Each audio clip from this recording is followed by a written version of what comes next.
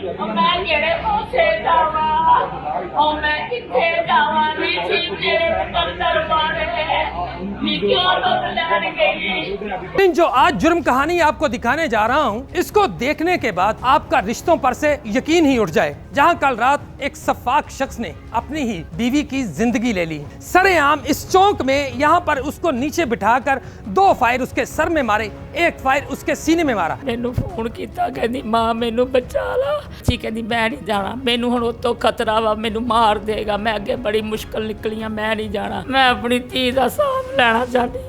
मेरी धी ने जो किया मैं ਉਹਦੇ ਨਾਲ कराना चाहती हाँ। एक बारे का वाकया नहीं है, 3 बारी का वाकया। मतलब गली चो कोई भी नहीं मदद की हैगी, किसी ने 10,000 मंग रहा है, कोई 15,000 मंग रहा है वा, तो कल रात की असीं बॉडी दी हुई, हाले तक सानू वापस नहीं मिली हैगी। आप देख रहे हैं पाकिस्तान स्टोरीज और मैं हूं आपका मेज़बान इंतज़ार कुरैशी।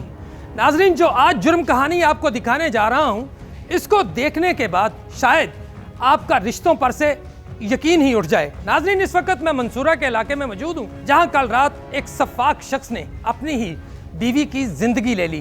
नाजरीन, जाए वक़ुआ पर अब भी मकतूला का खून बिखरा पड़ा हुआ है और इसके साथ रेस्क्यू करने वाले जो अहलकार थे उनके ग्लव्स मुझे यहाँ पर नजर आ रहे हैं। नाजरीन, ये वाकया इंतहाई दिलदोज वाकया है, जिसमें एक सफाक शख्स ने, जिसका नाम यूसुफ बताया जाता है, जो जंग रोड फैसलाबाद का रहने वाला है, उसने यहाँ मंसूरा में रहने वाली एक खातून जिसका नाम शमीम था, 35 साला शमीम, जो उससे नाराज़ होकर अपनी वालदा के घर में आ गई थी। उसकी वजह यह बताई जाती है कि यह शख्स 12 अपनी बीवी के सर के बाल मुड़ चुका था।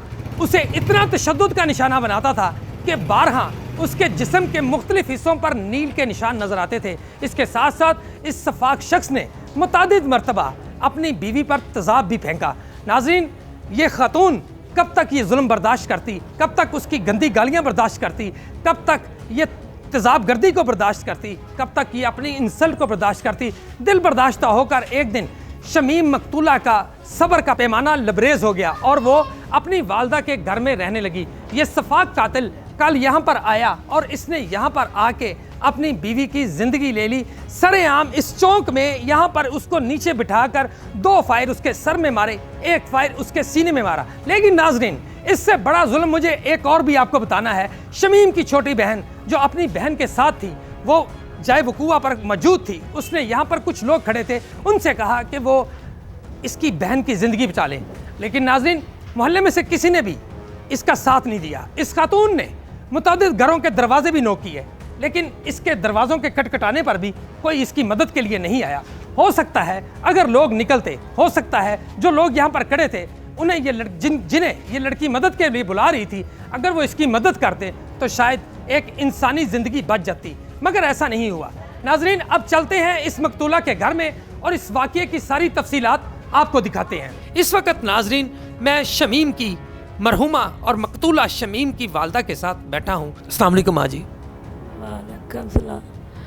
माँ जी, ये बंदा जिन्हें ਤੁਹਾਡੀ बेटी ਨੂੰ ਮਾਰਿਆ, ਕੀ ਨਾਂ ਹੈ ਇਹਦਾ ਤੇ ਤੁਹਾਡਾ ਰਿਸ਼ਤੇ 'ਚ ਕੀ ਲੱਗਦਾ ਹੈ? ਇਹ ਮੇਰਾ ਲੱਗਦਾ ਬੰਦੇ ਦੀ ਤੇ ਭਾਂਜੀ ਦਾ ਬੇਟਾ ਲੱਗਦਾ ਵਾ।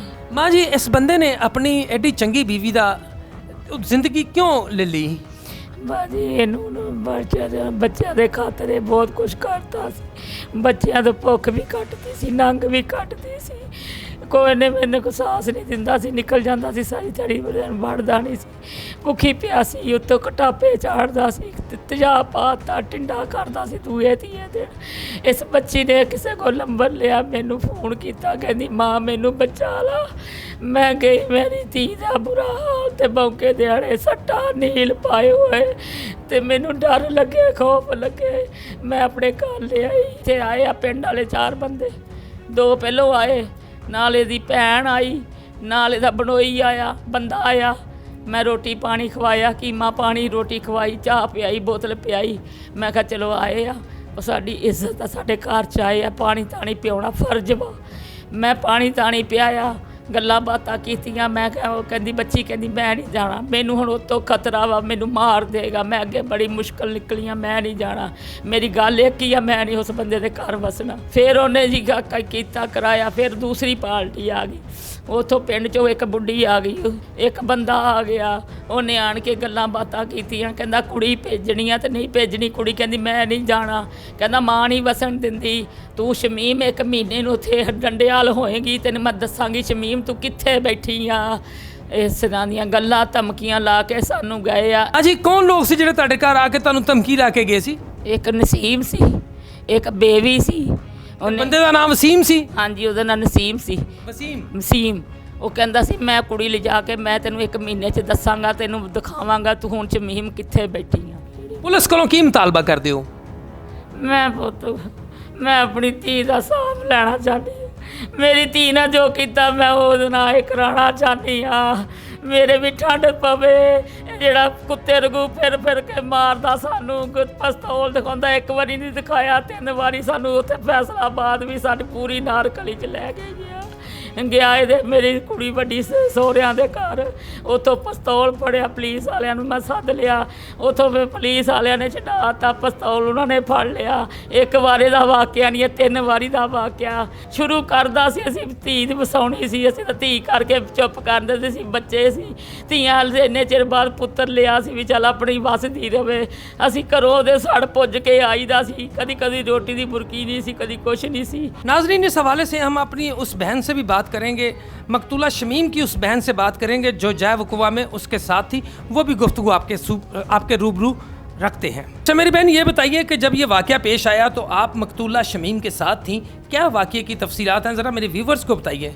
ਮੇਰੀ ਸਿਸਟਰ ਔਰ ਮੈਂ ਨਾ ਅਸੀਂ ਨੀਚੇ ਗਏ ਹੈਗੇ ਆ, ਮਤਲਬ ਕਿ ਬਾਜ਼ਾਰ ਜਾਣਾ ਸੀਗਾ, ਕੁਝ ਘਰ ਲਈ ਸਮਾਨ ਔਰ ਦੁੱਧ ਵਗੈਰਾ ਲੈਣ ਗਏ ਸੀਗੇ। ਤੇ ਅਸੀਂ ਗਲੀ ਦੇ ਐਂਡ ਮਤਲਬ ਦਰਮਿਆਨ 'ਚ ਹੀ ਪਹੁੰਚੇ ਹੈਗੇ ਆ। ਤੇ ਮੇਰਾ ਜਿਹੜਾ ਬਹਿਨੋਈ ਸੀਗਾ ਉਹ ਕਿਉਂ ਆਇਆ, ਉਹਨੇ ਬਿਲਕੁਲ ਆਪਣਾ ਬੇਸ ਚੇਂਜ ਕੀਤਾ ਹੋਇਆ ਸੀਗਾ। ਤੇ ਉਹਨੇ ਨਾ ਟੋਪੀ ਪਾਈ ਹੋਈ ਸੀ ਔਰ ਮਾਸ ਮਤਲਬ ਇਸ ਤਰ੍ਹਾਂ ਨਾ ਦੁਪੱਟੇ ਨਾਲ ਨਾ ਇਸ ਤਰ੍ਹਾਂ ਕਵਰ ਕਰਕੇ ਆ ਰਿਹਾ ਸੀਗਾ। ਤੇ ਜਦੋਂ ਨਜ਼ਦੀਕ ਆਇਆ ਤਾਂ ਉਹਨੇ ਕਿਹਾ ਚੱਲ ਮੇਰੇ ਨਾਲ। ਤੇ ਮੇਰੀ ਭੈਣ ਕਹਿੰਦੀ, ਮੇਰੀ ਭੈਣ ਉਹਨੂੰ ਵੇਖ ਕੇ ਨਾ ਉੱਥੋਂ ਪਿੱਛੇ ਦੌੜੀ ਘਰ ਦੀ ਤਰਫ ਆਈ ਹੈਗੀ ਆ।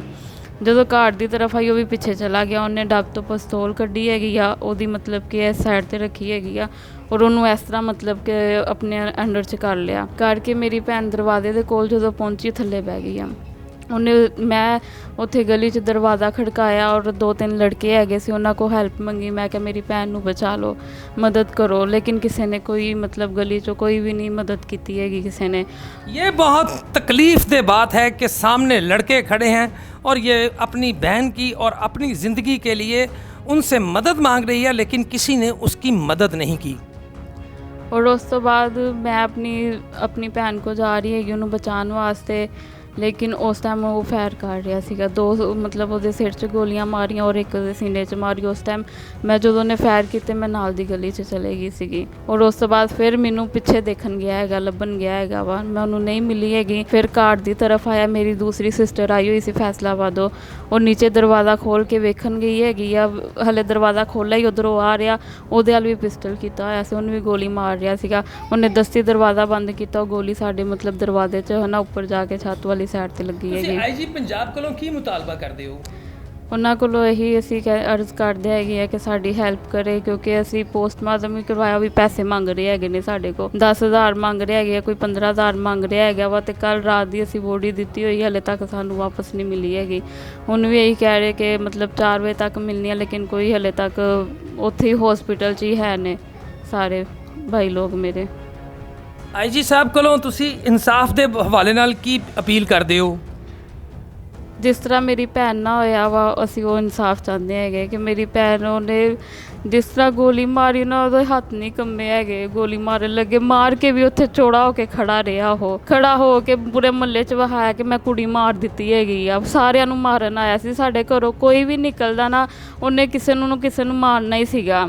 ਉਹਦਾ ਬਿਲਕੁਲ ਹੱਥ ਨਹੀਂ ਕੰਮਿਆ, ਉਹਦੇ ਕੋਈ ਰੂਹ ਨਹੀਂ ਕੰਮੀ ਕਿ ਮੇਰੀ ਬੁੱਢੀ ਇੰਨੀ ਅੱਛੀ ਹੈਗੀ, ਮੇਰੇ ਨਾਲ ਅੱਛਾ ਟਾਈਮ ਗੁਜ਼ਾਰਿਆ ਹੈਗਾ ਕਿ ਮੇਰੀ ਕਦੀ ਉਹਨੇ ਬਾਹਰ ਝਾਤੀ ਨਹੀਂ ਮਾਰੀ ਹੈਗੀ, ਲੇਕਿਨ ਉਹਨੇ ਕੋਈ ਲਿਹਾਜ਼ ਨਹੀਂ ਕੀਤਾ ਆਪਣੀ ਬੁੱਢੀ ਦਾ। ਉਹਦੇ ਜ਼ਰਾ ਜਿਹਾ ਹੱਥ ਨਹੀਂ ਕੰਬੇ, ਉਹਨੇ ਉਸੇ ਟਾਈਮ ਆਪਣੀ ਕੋਈ ਮੌਕਾ ਨਹੀਂ ਦਿੱਤਾ ਹੈਗਾ। ਹਲੇ ਤੱਕ ਯਕੀਨ ਨਹੀਂ ਆ ਰਿਹਾ ਕਿ ਸਾਡੀ ਭੈਣ ਇਸ ਦੁਨੀਆ ਤੋਂ ਚਲੇ ਗਈ ਹੈ। ਇਸ ਕੇਸ ਨੂੰ ਕਿਹੜਾ ਥਾਣਾ ਵੇਖ ਰਿਹਾ ਹੈ?